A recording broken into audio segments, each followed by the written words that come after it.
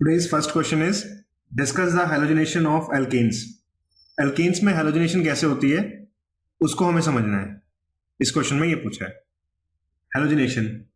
This involves the substitution of hydrogen atom of alkanes with halogen atom. इसमें hydrogen atom जो alkanes है, मतलब alkene जैसे ये CH4 है, ये एक एल्केन है जिसको हम मीथेन के नाम से जानते हैं. इसमें से हाइड्रोजन सब्स्टिट्यूट होता रहेगा और इसकी जगह पर आएगा हेलोजन. वो कोई भी हो सकता है, क्लोरीन हो सकता है, फ्लोरीन हो सकता है, ब्रोमीन हो सकता है, ये कोई भी हो सकता है. तो एक हाइड्रोजन हटेगा, एक हाइड्रोजन सब्स्टिट्यूट होगा और उसकी जगह पे कोई हेलोजन लगता जाएगा. हेलोजनेशन भी ये 4 तरीके की होती है: क्लोरिनेशन, ब्रोमिनेशन, आयोडीनेशन, फ्लोरिनेशन. अब हम वन बाय वन देखते हैं सबको. क्लोरिनेशन. क्लोरिनेशन में क्या होता है कि एल्केन रिएक्ट करता है क्लोरीन के साथ in the presence of ultraviolet light या सनलाइट या फिर हाई टेम्परेचर, से for example 300 to 400 degree Celsius temperature चाहिए होता है. और जब हमें रिएक्शन पूरी होती है तो मिक्सचर ऑफ प्रोडक्ट्स हमें यहां पर मिलते हैं. मिक्सचर ऑफ प्रोडक्ट का एग्जांपल हम लेते हैं. यहां पर मीथेन रिएक्ट करता है क्लोरीन के साथ टू गिव मिथाइल क्लोराइड. कैसे होता है ये? मीथेन ने रिएक्ट करा क्लोरीन के साथ in the presence of UV light और अंडर हाई टेम्परेचर, तो हमें मिला मिथाइल क्लोराइड. यहां से क्या हुआ, इस CH4 का एक H सब्स्टिट्यूट हो गया Cl2 के एक Cl से. मतलब एक H बाहर आया और यहां से एक Cl इसमें अटैच हो गया. ये देखो CH3Cl. अब जो एक H यहां से निकला था और एक Cl यहां बच गया था, उसको आपस में उन्होंने बॉन्डिंग बनाकर HCl यहां पर बन गया. तो ये तो इसका फर्स्ट स्टेप है, मतलब ये रिएक्शन शुरुआती स्टेप है इसका. लेकिन ये रिएक्शन यहीं पे स्टॉप नहीं होती है और जो रिमेनिंग हाइड्रोजन है इसके, से ये 3 हाइड्रोजन यहां बच गए हैं इसमें, ये जो 3 हाइड्रोजन है ये भी वन बाय वन यहाँ पे सब्स्टिट्यूट होते रहेंगे क्लोरीन से. रिएक्शन के थ्रू हम इसको देखते हैं. CH3Cl plus Cl2. इसमें क्या हुआ कि एक हाइड्रोजन फिर एलिमिनेट होगा और यहां पर एक Cl अटैच हो जाएगा. तो ये देखो एक CH2Cl2 प्लस HCl, इसको हम कहते हैं मिथाइलिन क्लोराइड. हमें अब ये जो मिथाइलिन क्लोराइड हमें मिला है ये दोबारा से क्लोरीन के साथ रिएक्ट करेगा और क्लोरीन के साथ रिएक्ट करके एक हाइड्रोजन को बाहर निकाल देगा, सब्स्टिट्यूट कर देगा क्लोरीन से और हमें क्लोरोफॉर्म मिल जाएगा. फिर दोबारा यही क्लोरोफॉर्म दोबारा क्लोरीन के साथ रिएक्ट करेगा और हमें सब्स्टिट्यूशन प्रोडक्ट हमें मिलेगा as a form of carbon tetrachloride. अब हम देखते हैं कि ये जो प्रोडक्ट हमें मिल रहे हैं, methylene chloride, methyl chloride, chloroform, carbon tetrachloride, ये किस सिचुएशन में मिलेंगे, कैसे मिलते हैं ये. तो मतलब हमें कौन सा प्रोडक्ट मिलेगा ये डिपेंड करता है कि हमने रिएक्शन शुरुआत करने से पहले मिथाइल ज्यादा लिया था या क्लोराइड ज्यादा लिया था. अगर हम मिथाइल ज्यादा लेंगे तो मेजर प्रोडक्ट होगा मिथाइल क्लोराइड, अगर हम मिथेन ज्यादा लेंगे तो. लेकिन अगर हम क्लोरीन ज्यादा लेते हैं तो हमें मिलेगा मेजर प्रोडक्ट के रूप में कार्बन टेट्राक्लोराइड, क्योंकि क्लोरीन ज्यादा होने से वो सारे ही हाइड्रोजन को सब्स्टिट्यूट करा देगा और वहां पर क्लोरीन को ऐड करा देगा और हमें जिससे लास्ट प्रोडक्ट जो हमें मिलेगा वो मिलेगा कार्बन टेट्राक्लोराइड. इस पैराग्राफ में ये कहा गया था. प्रोपेन कंटेन करता है 2 टाइप के हाइड्रोजन, प्राइमरी और सेकेंडरी. इसलिए ये 2 मोनो सब्स्टिट्यूशन प्रोडक्ट देता है हमें रिएक्शन पर. और जो ऑर्डर होता है रिएक्शन का वो होता है कि टर्शरी हाइड्रोजन जल्दी रिप्लेस करता है हाइड्रोजन को अपने कंपाउंड में से एज कंपेयर टू सेकेंडरी, और secondary hydrogen as compare to primary जल्दी रिप्लेस करता है हाइड्रोजन को. तो ये हमारा order of substitution of hydrogen है इन द एल्केन्स. तो ये हमें रिएक्शन के थ्रू समझते हैं इसको. ये प्रोपेन है. जब हमने इसकी हैलोजनेशन कराया तो जो टर्शरी था, जो टर्शरी हाइड्रोजन था, इसे ये वाला था, तो यहां से जल्दी ही बहुत एक हाइड्रोजन रिप्लेस हो गया क्लोरीन से और यहां पर हमें मिला 1 क्लोरोप्रोपेन. और ये सेकेंडरी हाइड्रोजन रिमूव होकर रिप्लेस होकर यहां पर हमें मिला 2 क्लोरोप्रोपेन. अब next point, while ethane and higher alkane react in a similar way as methane react and all possible products are obtained.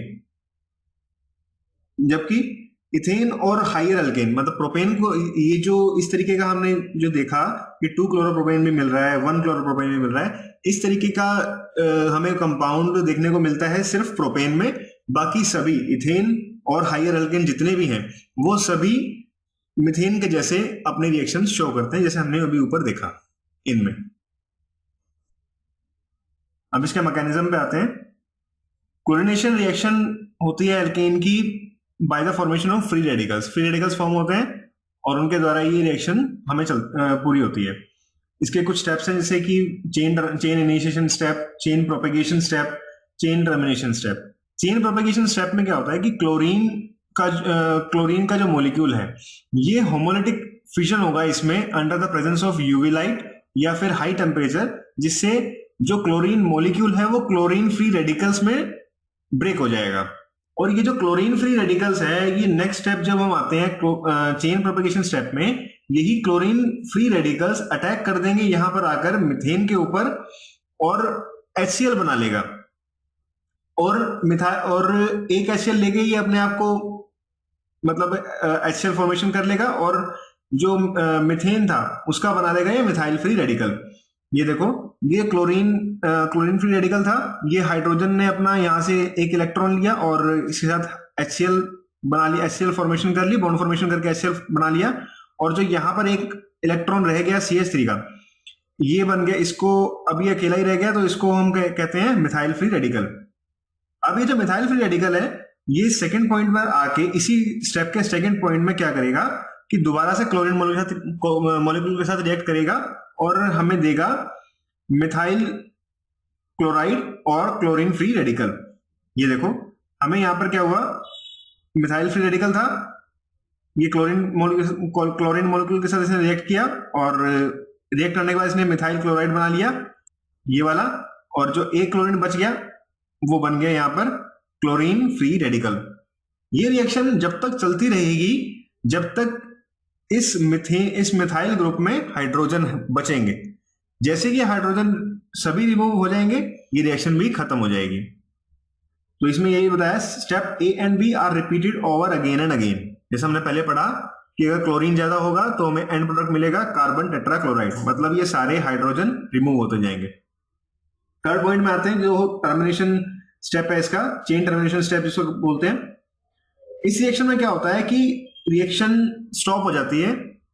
कब होगी, उसके लिए कुछ ऐसी कंडीशन है जब दो फ्री रेडिकल कंबाइन होंगे आपस में। जैसे दो क्लोरीन मॉलिक्यूल कंबाइन हो जाए, क्लोरीन फ्री रेडिकल कंबाइन हो जाए और आपस में बॉन्डिंग बना के क्लोरीन मॉलिक्यूल फॉर्म कर लें, या मिथाइल फ्री रेडिकल और क्लोरीन फ्री रेडिकल आपस में मिल जाए और ये मिथाइल क्लोराइड बना लें, या मिथाइल फ्री रेडिकल के दो मॉलिक्यूल आपस में कंबाइन हो जाए, तो ये बॉन्ड फॉर्मेशन हो जाएगी यहाँ पर और ये रिएक्शन खत्म हो जाएगी। Next type of the halogenation, bromination. Bromine react करता है एल्केन के साथ लेस विग्रसली और फॉर्म कर देता है ब्रोमो एल्केन। एग्जाम्पल है इसका, मिथेन रिएक्ट करता है ब्रोमीन मॉलिक्यूल के साथ in the presence of high temperature और यूवी लाइट और फॉर्म करता है ब्रोमोमिथेन और HBr। आयोडीनेशन रिएक्ट करती है एल्केन के साथ रिवर्सिबली, मतलब ये मिथाइल आयोडाइड फॉर्म करने के बाद दोबारा से मिथेन में कन्वर्ट हो सकती है। रिवर्सिबली का मतलब ये है।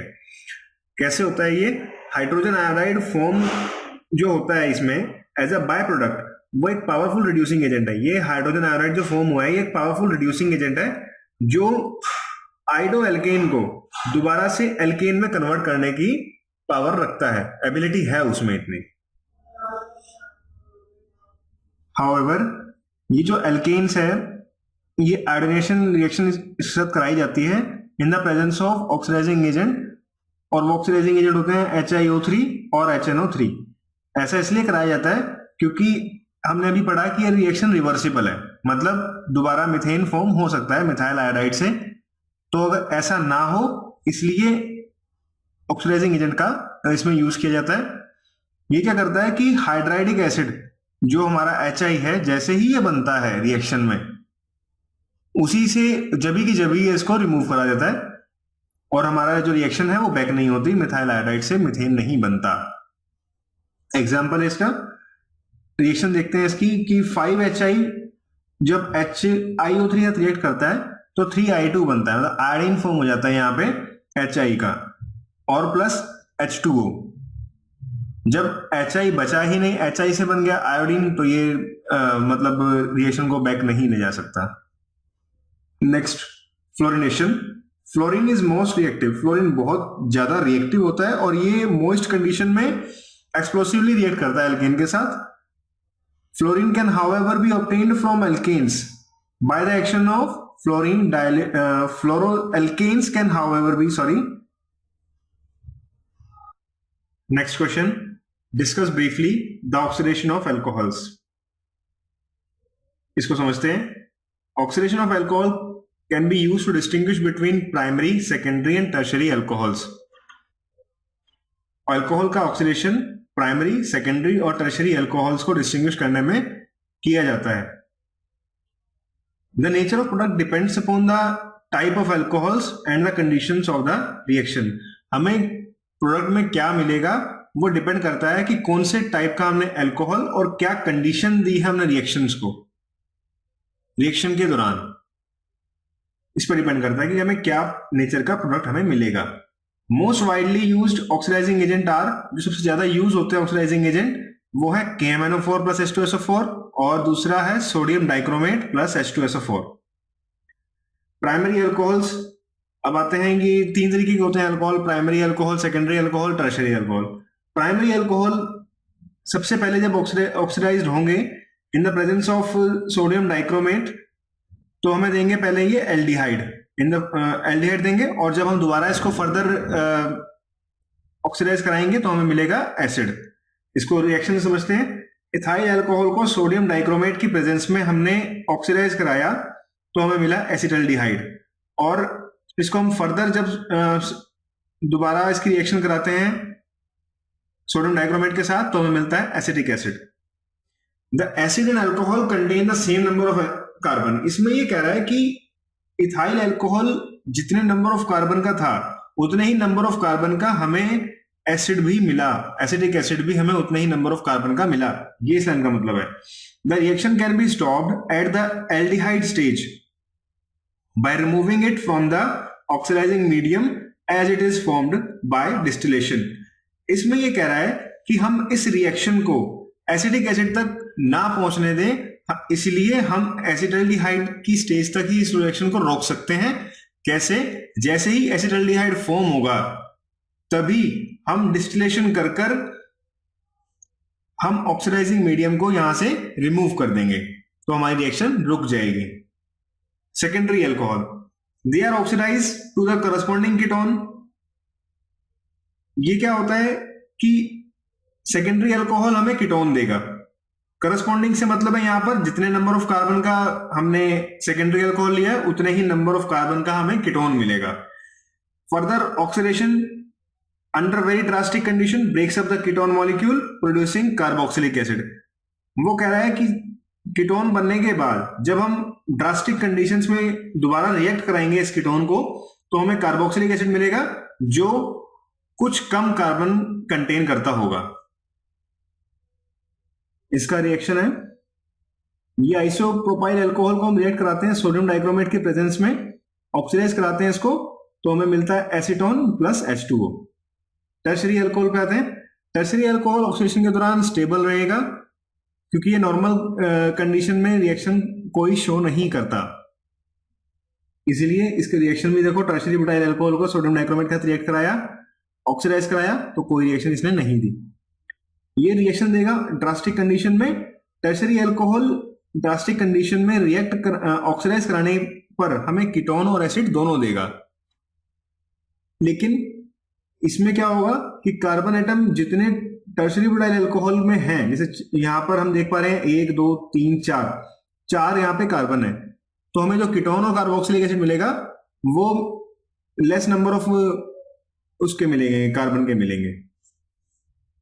Next question, describe briefly the Diels Alder reaction with mechanism. ये एक इंपॉर्टेंट क्वेश्चन है, please remember it for the exam.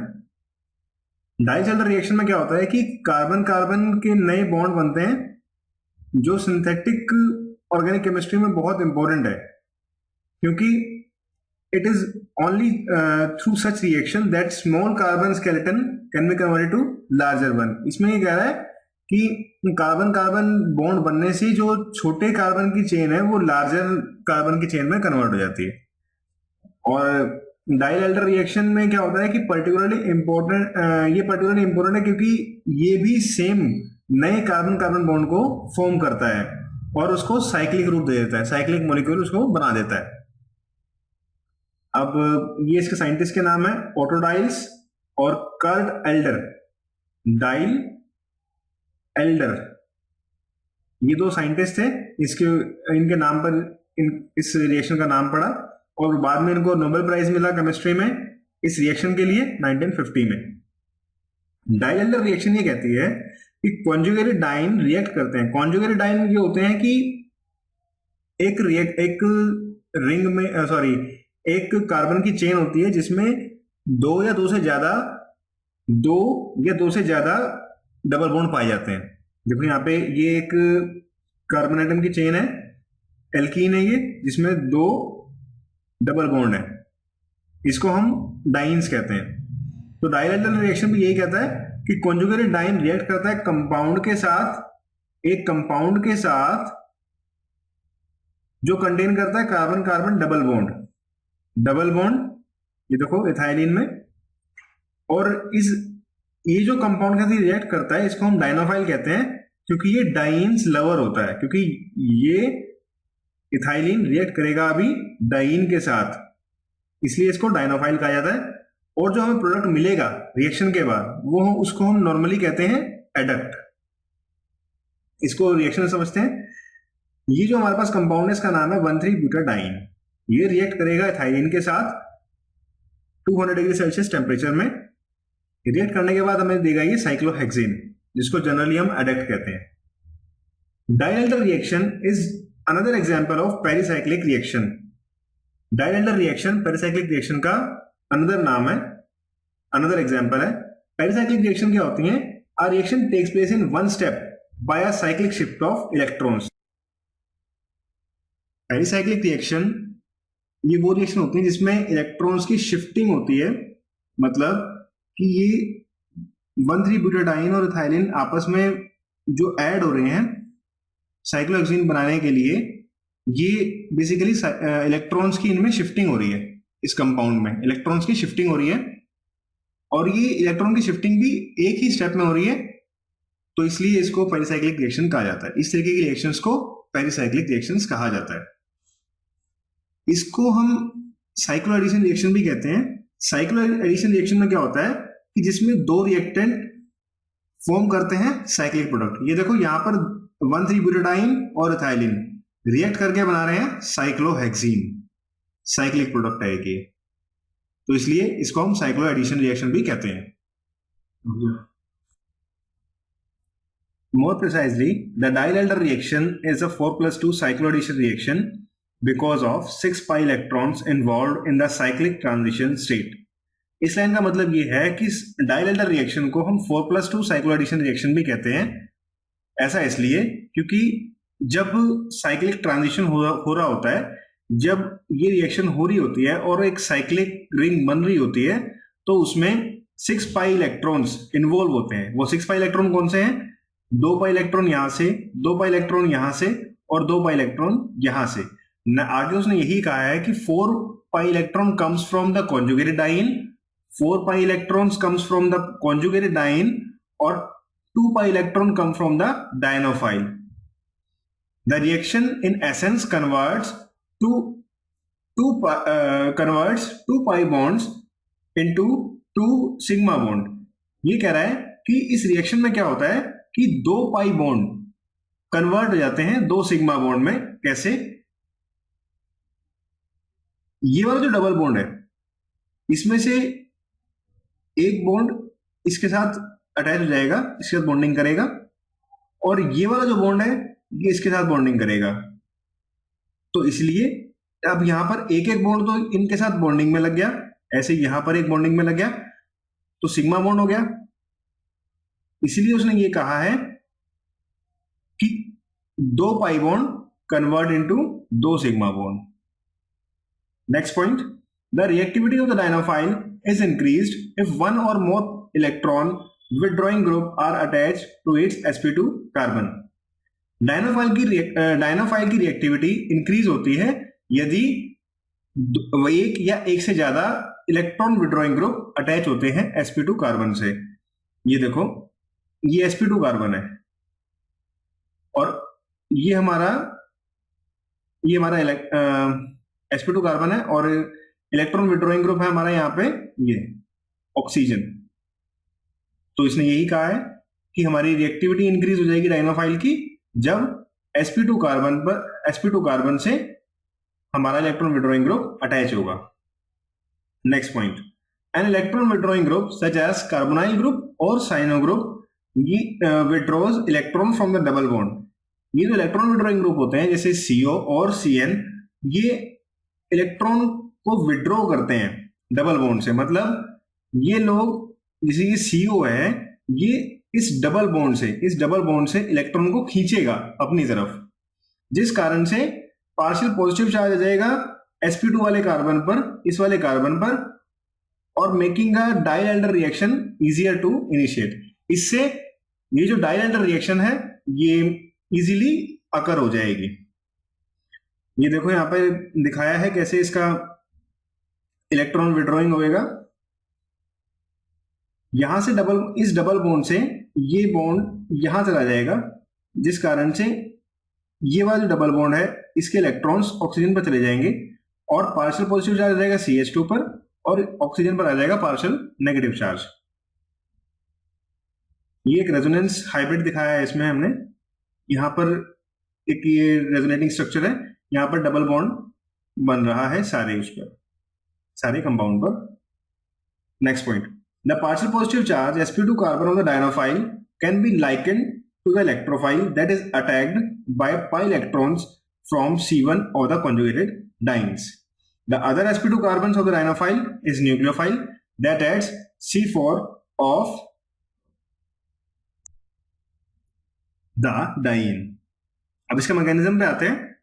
The dilator reaction is a concentrated reaction that adds the electrophile and nucleophile occur in a single step. Dilator reaction एक concerted reaction है जो electrophile और nucleophile को single step में, मतलब electrophile और nucleophile इसमें single step में ही अपना इफेक्ट शो कर रहे होते हैं, और ऐसी रिएक्शन को हम कंसर्टेड रिएक्शन कहते हैं. The reaction initially looks odd because electrophile and nucleophile occurs in the single step. ये रिएक्शन शुरुआत में तो बहुत ऑड सी लगती है क्योंकि इलेक्ट्रोफाइल भी और न्यूक्लियोफाइल भी दोनों सिंगल स्टेप में ही हो रहे होते हैं, इसलिए ये और लगती है. The electrophile and nucleophile that has to be conjugated diene are adjacent sp2 carbons of the double bond. ये कह रहा है कि ये देखो, ये डायनोफाइल, ये हमारा डायनोफाइल है, इसमें एक तरफ बन गया इलेक्ट्रोफाइल और एक तरफ है न्यूक्लियोफाइल. ये एक मतलब दो डबल बॉन्डेड कार्बन के एडजेसेंटी तो है ये लोग, इलेक्ट्रोफाइल भी और न्यूक्लियोफाइल भी. उसने यही कहा है. As with other 1,4 addition reaction, double bond in the product is between C2 and C3 of what the conjugated diene. और आगे ये कहता है कि जो डबल बॉन्ड जो बनेगा, अगर हम इसको जो हमारा ये बन के आया है प्रोडक्ट, इसको हम नंबरिंग करें 1 2 3 4 5 6, तो जो डबल बॉन्ड है वो प्रोडक्ट में होगा C2 वाले कार्बन पर और C3 वाले कार्बन के बीच में डबल बॉन्ड मिलेगा. ये आगे इसने कहा है. Question number 4, discuss the effect of substituents on the acidity of carboxylic acid. Carboxylic acid की एसिडिटी पर सब्स्टिट्यूएंट का क्या इफेक्ट पड़ता है, ये इस क्वेश्चन में पूछा है. आइए इसको देखते हैं. Carboxylic acid are acidic by nature. Acid है तो एसिडिक तो होगा. They can donate a proton. ये प्रोटोन डोनेट करते हैं इसलिए एसिडिक है और सॉल्ट फॉर्मेशन कर देते हैं बेस के साथ. जब ये एसिड बेस के साथ रिएक्ट करता है तो सॉल्ट फॉर्म करेगा, ये तो एक नॉर्मल सी बात है. और जो रिएक्शन हमें देता है ये देखो, कार्बोक्सिलिक एसिड बेस के साथ रिएक्ट करता है NaOH के साथ और ये बना लेता है salt RC double bond O Na plus H2O। Acidity constant, strong acid जैसे HCl और H2SO4 ये कंप्लीटली आयनाइज हो जाते हैं एक्वा सॉल्यूशन में, लेकिन जो कार्बोक्सिलिक एसिड होते हैं ये वीक एसिड होते हैं, ये पार्शियली आयनाइज होते हैं और एक इक्विलिब्रियम एग्जिस्ट कर लेते हैं आयोनाइज्ड और अनआयोनाइज्ड फॉर्म के बीच में। इसकी रिएक्शन है RC double bond OH plus H2O। जब हम इसको पानी के साथ इसको हम रिएक्ट कराएंगे तो ये एक आयोनाइजेशन फॉर्म कर लेगा और RCOO negative plus H3O positive form कर लेगा। आयोनाइजेशन कितने हद तक होगा वो हमें पता लगता है Ka से। Ka एक इक्विलिब्रियम कांस्टेंट है जिसको हम एसिडिटी कांस्टेंट के नाम से भी जानते हैं। ये एसिडिटी कांस्टेंट को हम डिफाइन कर सकते हैं, ये प्रोडक्ट होता है ionisation, product of concentration of ionisation. ये हमारे आयनाइज प्रोडक्ट है, इनकी कंसंट्रेशन का मल्टीपल इन मोल पर litre divided by the concentration of un-ionised acid, un-ionised acid का कंसंट्रेशन। ये इसका फॉर्मूला है एसिडिटी कांस्टेंट निकालने का। एसिडिटी कांस्टेंट रिलेटिव स्ट्रेंथ को बताता है वीक एसिड की। स्ट्रॉन्ग और स्ट्रॉन्गर एसिड जितना, मतलब अगर हम 3-4 एसिड ले लें उनमें से कौन सा ज्यादा स्ट्रॉन्ग है कौन सा कम स्ट्रॉन्ग है उसको ये बताता है acidity constant.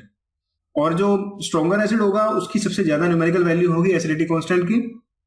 Next point, carboxylic acid are acidic and lose proton readily because the carboxylate ion form ionization or reaction with base is stabilized by the resonance।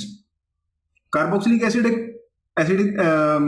Acid ये एसिड तो होते ही हैं क्योंकि प्रोटॉन रिलीज करते हैं बहुत जल्दी और कार्बोक्सिलेट आयन फॉर्म कर लेते हैं बाय द आयनाइजेशन या फिर बेस के साथ रिएक्ट करके, और एक स्टेबलाइज्ड रेजोनेंस फॉर्म करते हैं जैसे ये हो रहा है। ये एक रेजोनेंस हाइब्रिड है। Effect of substituents on acidity. The most important factor affecting the acidity is the inductive effect of substituents on the alpha carbon atom।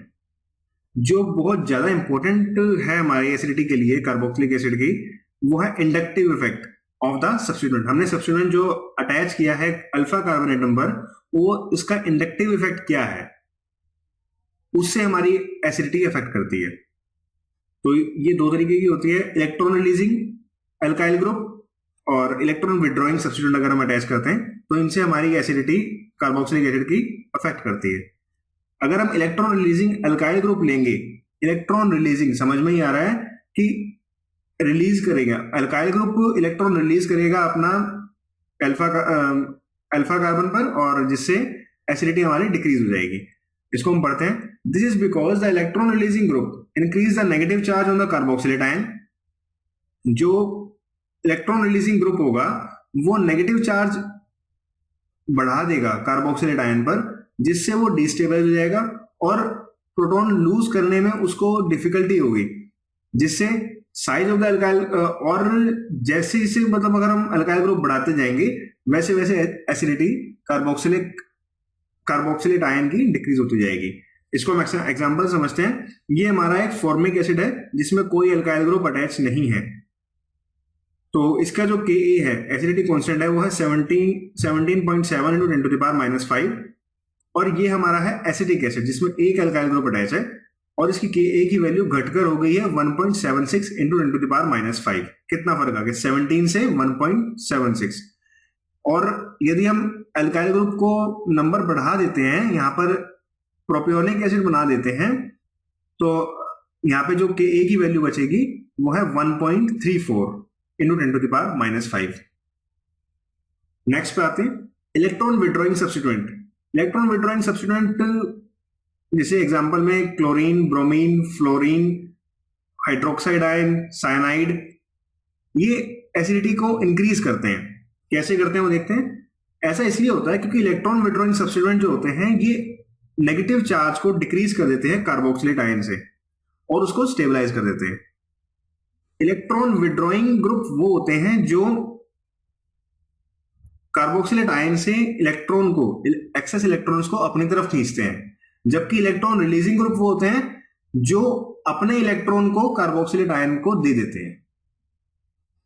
ये बेसिकली बेसिक डिफरेंस है, इसको याद रखना। The loss of proton become relatively easy.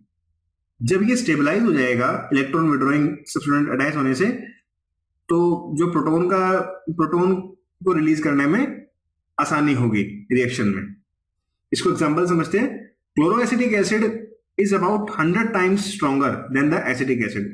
Chlorine, ये देखो withdrawing substituent है, electron withdrawing substituent है, यहाँ पर ये 100 टाइम्स स्ट्रॉन्गर है क्योंकि ये इलेक्ट्रॉन विड्रॉइंग है, जबकि इलेक्ट्रॉन रिलीजिंग सब्स्टिट्यूएंट था एसिटिक एसिड, CH3 ग्रुप था, ये नहीं था। इसकी और ए की वैल्यू है इसकी 1.76 × 10⁻⁵, जबकि क्लोरोएसिटिक एसिड की कितनी ज्यादा है, 136 × 10⁻⁵।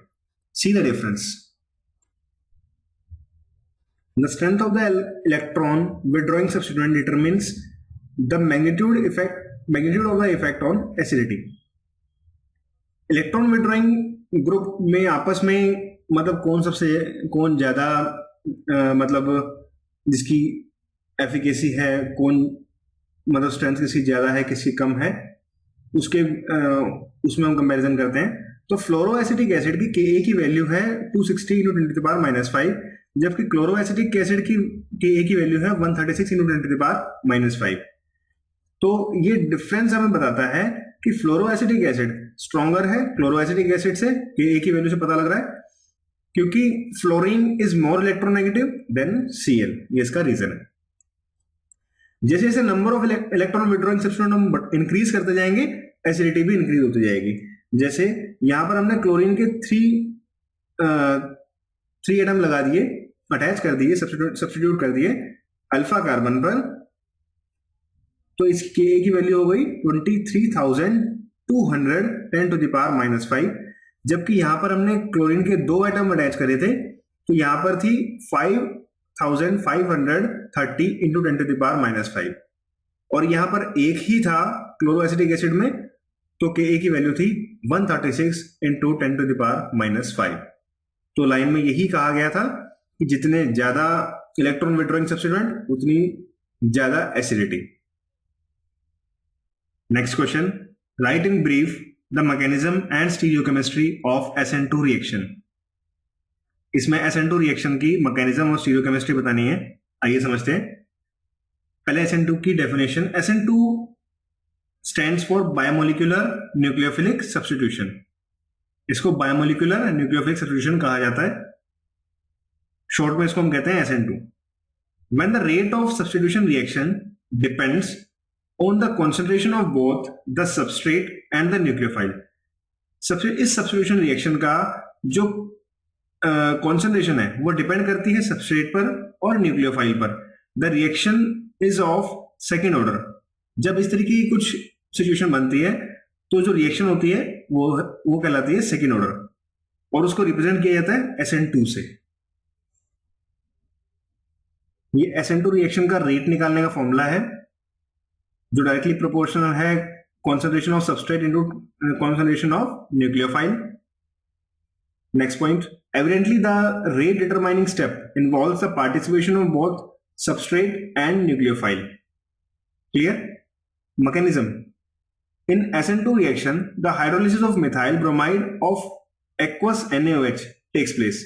SN2 reaction में हमने यहाँ पर एग्जाम्पल लिया है मिथाइल ब्रोमाइड का, तो उसके अकॉर्डिंग हम समझा रहे हैं इसको। मिथाइल ब्रोमाइड का जब हाइड्रोलिसिस होता है एक्वस NaOH के साथ, तो हाइड्रोक्साइड आयन अप्रोच करता है सबस्ट्रेट कार्बन को। इसको रिएक्शन में देखिए, ये हमारा है मिथाइल ब्रोमाइड CH3Br। ये इस पर हाइड्रोक्साइड आयन आकर अटैक कर रहा है इस वाले कार्बन पर। वो कैसे करेगा कि ब्रोमीन भी नेगेटिव चार्ज होता है और हाइड्रोक्साइड आयन भी नेगेटिव चार्ज होता है। अगर ये हाइड्रोक्साइड आयन ब्रोमीन वाली साइड से ही अटैक करेगा तो वो कर ही नहीं पाएगा, क्योंकि दोनों ही नेगेटिव चार्ज है और नेगेटिव चार्ज आपस में रिपेल करते हैं। तो ये ब्रोमीन हाइड्रोक्साइड आयन हमेशा ब्रोमीन के अपोजिट साइड से अटैक करेगा, यही इस लाइन में कहा गया था, ये इस पॉइंट का मतलब था। Next point, the transition state में be pictured as a structure in which both hydroxide and bromine are partially bonded to the substrate carbon. Also carbon bromine bond is not completely cleaved and carbon hydroxide bond is not completely form. अब क्या होगा जब ये reaction हो जाए, जब attack करेगा hydroxide ion इस पे, अटैक करने के बाद इसमें एक ट्रांजिशन स्टेट आ जाएगी, जिस स्टेट में बताया गया है कि कार्बन हाइड्रोक्साइड के साथ पार्शियली अटैच हो जाएगा, पार्शियली बॉन्ड बना देगा, और बॉन्ड बनाने के बाद ना तो ये पूरी तरीके से जुड़ेगा, मतलब बॉन्डिंग जो होगी वो पूरी तरीके से नहीं होगी, और ब्रोमीन की क्लीवेज भी पूरी तरीके से कार्बन से नहीं होगी। तो ये एक ट्रांजिशन स्टेट है जहां पर ब्रोमीन भी कार्बन से जुड़ा है और हाइड्रोक्साइड भी कार्बन से जुड़ा है। ये इस लाइन का मतलब था। Next point, hydroxide ion has a diminished negative charge because it has started to share its electron with the substrate carbon. अब क्या होगा, जब जैसे जैसे रिएक्शन लास्ट होती जाएगी, कंप्लीट होती जाएगी, तो हाइड्रोक्साइड आयन जो नेगेटिव चार्ज था, इसके ऊपर से नेगेटिव चार्ज खत्म होता जाएगा, क्योंकि ये मिथाइल ग्रुप के साथ अटैच होता जाएगा, और ब्रोमीन के ऊपर नेगेटिव चार्ज आता जाएगा, क्योंकि ब्रोमीन क्लीव होता रहेगा मिथाइल से। ये साइन का मतलब था। Stereochemistry, in the transition state the carbon hydrogen bond lie in one plane. वो कह रहा है कि ट्रांजिशन स्टेट में जो कार्बन हाइड्रोजन बॉन्ड है ये एक ही प्लेन में है, वर्टिकल प्लेन में है। The carbon hydroxide and carbon bromine bonds are perpendicular to the plane of carbon hydrogen bond. इस लाइन में ये कह रहा है, ये देखो कार्बन हाइड्रोक्साइड और कार्बन ब्रोमाइड, ये जो बॉन्ड्स हैं ये एक हॉरिजॉन्टल प्लेन में है और carbon hydrogen bond vertical plane में है।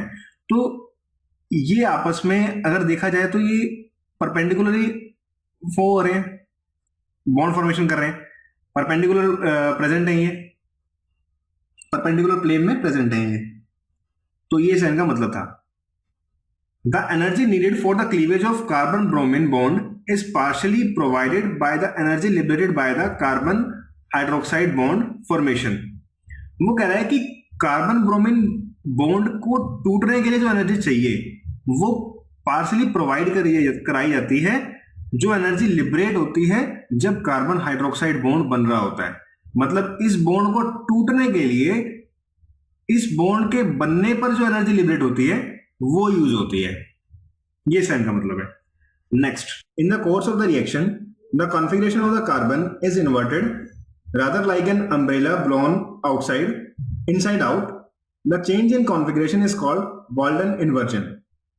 इस लाइन का मतलब ये है कि जब हमने रिएक्शन शुरुआत करी थी तो जो हम देख रहे थे कि इस तरीके की कुछ हमारे पास पिक्चर थी, लेकिन रिएक्शन खत्म होते होते हमारे पास कॉन्फ़िगरेशन इस तरीके की हो गई है। मतलब इससे ऐसे होने को ये बिल्कुल इन्वर्ट हो गया। इन्वर्ट का मतलब होता है उल्टा हो जाना, उल्टा हो गया। और ये अगर देखेंगे, ध्यान से देखें तो ये इस तरीके का है जैसे अम्ब्रेला अंदर से, अम्ब्रेला, ये अम्ब्रेला होगा, सपोज करो ये अम्ब्रेला है हमारे पास, ये हमारा अम्ब्रेला है जो अब इस तरीके का दिख रहा है, इस तरीके का, जैसे आंधी तूफान में नहीं जाता, तेज आंधी तूफान में अम्ब्रेला पीछे की तरफ मुड़ जाता है, तो ये उस तरीके का, इस तरीके की जो कन्वर्जन है इसको हम कहते हैं वॉल्डन इन्वर्जन। ये देखो ध्यान से आप देख रहे होंगे तो ये कुछ इस तरीके का है। ये आप अम्ब्रेला समझो और ये अम्ब्रेला का डंडा जो अब अम्ब्रेला उल्टे की तरफ हो गया है। सो फ्रेंड्स, ये थे आज के हमारे क्वेश्चंस।